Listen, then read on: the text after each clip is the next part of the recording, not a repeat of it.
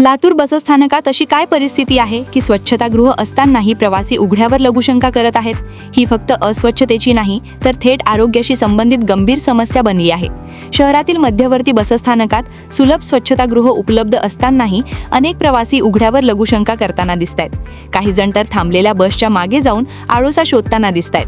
यामुळे बसस्थानकाच्या आवारात दुर्गंधी पसरली आहे आणि माशांचा त्रासही मोठ्या प्रमाणात वाढला आहे.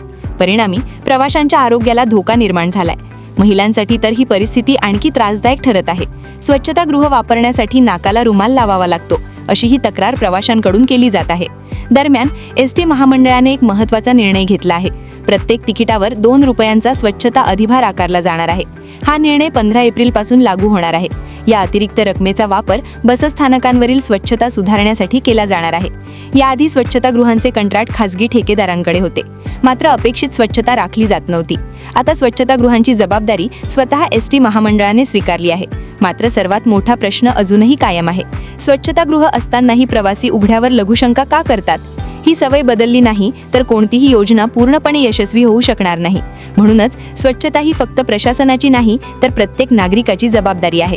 तुमचं मत काय आहे? कमेंट करून नक्की सांगा.